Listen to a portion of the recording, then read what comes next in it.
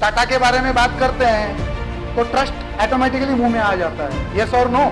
1960 का जमाना, जब इस शख्स ने आयरन स्टील प्लांट लगाने की बात की, कोई अलग चीज नहीं लग रहा है आपको? कुछ अलग महसूस नहीं हो रहा है उस शख्स के बारे में और हमारे बारे में, हमारी सोच के बारे में, यस और नो? कुछ ना कुछ तो वो डेली दूसरा सोचते होंगे, कुछ ना कुछ उनके थिंकिंग पैरामीटर्स अलग रहे होंगे हम लोगों से, कुछ ना कुछ तो सोच उनकी अलग हो गई, कार्य उनका अलग हुआ होगा, जहाँ पे कुछ वो अलग सोचते होंगे जो हम लोग नहीं सोच पाते हो या हम लोग को विजन नहीं रख रहे। आपको ये सोचना पड़ेगा कि ये सही है कि नहीं है। अगर मेरी ऑर्गेनाइजेशन मुझे आने वाले 20 साल, 25 साल, 40 साल, 50 साल के अंदर कुछ बनानी है, तो इन चीजों के ऊपर हमें गौर करना पड़ेगा।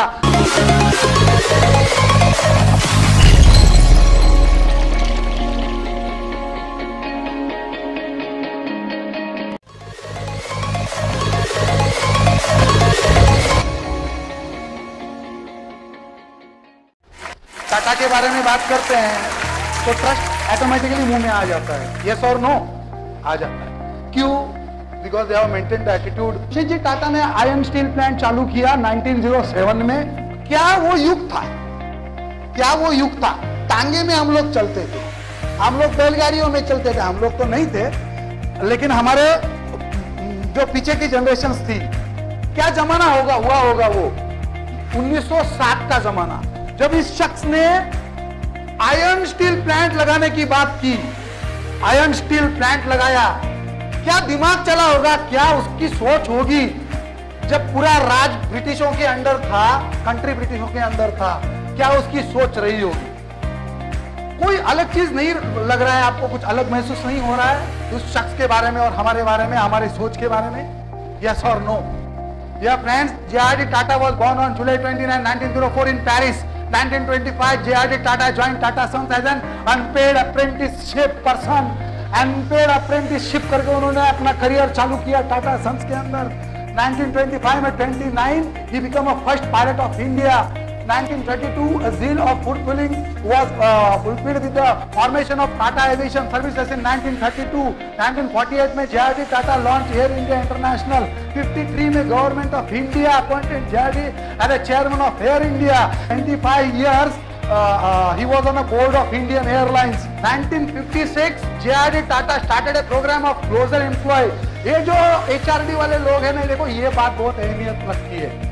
एटीट्यूड यहाँ पे आ जाता है। उन्होंने क्या चालू किया? Program of closer employee association with the management, employee stock ownership program, जिसको हम लोग बोलते हैं आज के जमाने में। उस जमाने में J.R.D. टाटा का दिमाग चला। देखो ये बात समझने की जैसी है। 1956 में जब कंट्री क्या था और इस साहब का दिमाग कैसे चल रहा था।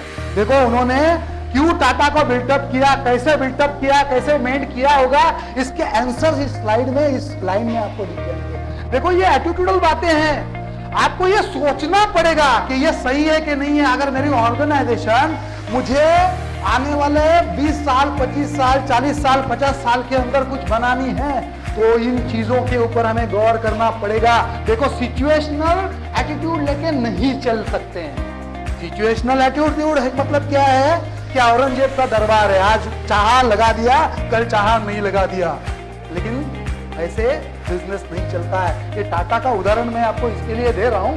More over personally my perception is कि Tata HR is very fundamentally strong because their attitudes are fundamentally clear. Their attitudinal window is very clear कि मुझे क्या करना है, मेरा स्टाफ कितना अहमियत रखता है, मैं स्टाफ के साथ में क्या करने वाला हूं, मेरा स्टाफ को मुझे क्या करना है और मेरी ऑर्गेनाइजेशन में ये स्टाफ मुझे क्या करेगा। 57 on the eve of Silver Jubilee of Air India, J.R.D. received a Padma Bhushan Award. 1979, Tata cared greatly for his worker. Tata Steel instituted a new practice. A worker is deemed to be at work for the moment he leaves from home for work till he returns from home to work. देखो ये क्या सोच थी। घर से निकलने के बाद, फैक्ट्री में आने के बाद या ऑफिस में आने के बाद, घर पहुंचने तक is term and as a worker employee of the company. देखो ये गहराई की सोच है। आप उसको कैसे देखते हो, इसके ऊपर ही आप उसको समझ पाओगे। अगर आप उसको पॉजिटिवली देखोगे तो पॉजिटिवली कुछ ना कुछ एम्पायर बना खड़ा करने के लिए ये आप लोगों के काम में आ जाएगा। 87 he founded Titan Industries, Titan watches के बारे में मुझे कोई बोलने की जरूरत नहीं। 92 ही was vested with India highest civilian award, Bharat Ratna JRD. Tata was the chairman of Tata Sons for 15 years. Dear friends, under his chairmanship, the assets of Tata Group ranged from $100 million to $5 billion. Dear friend, he died on 29 November 1993 in Geneva. देखो साहब, $100 million से $5 billion तक पहुंचाना, 29 में उनका जन्म हुआ। Dear friends, almost 93 मतलब 92 तक उनका एक्चुअल कार्य रहा टाटा सन्स और टाटा एंटायर ग्रुप के अंदर। सोचो approximately I would put it in this way कि 70 years plus the man batted. 50 years तो उन्होंने बैटिंग की एक्चुअली टाटा के लिए। उस 50 सालों के अंदर उन्होंने $100 million से लेके $5 billion तक टाटा ग्रुप को पहुंचा दिया। ये सोच के अंदर कुछ ना कुछ अहमियत तो होगी ना साहब, कुछ ना कुछ तो वो डेली दूसरा सोचते होंगे, कुछ ना कुछ उनकी थिंकिंग पैरामीटर्स अलग रहे होंगे हम लोगों से, कुछ ना कुछ तो सोच उनकी अलग होगी, कार्य उनका अलग हुआ होगा, जहां पे कुछ वो अलग सोचते होंगे जो हम लोग नहीं सोच पाते हो या हम लोग तो विजन नहीं रख रहे। आज एक बात तो सोचो कि $5 billion टर्नओवर रखने की छाती आज हमारे में अंदर है क्या? आज अपने कंपनी के अंदर $5 billion टर्नओवर करने की छाती है क्या? क्या हम लोग वो विजन आज देख रहे हैं क्या? आर वी क्लियर कि वो विजन हम लोग देख रहे हैं? सही मायने में हम लोग देख रहे हैं क्या? Are we really looking to that vision? If yes, dear friends, you are on the right track. If no, you need to clear your window. That is for clear and ticket for friends.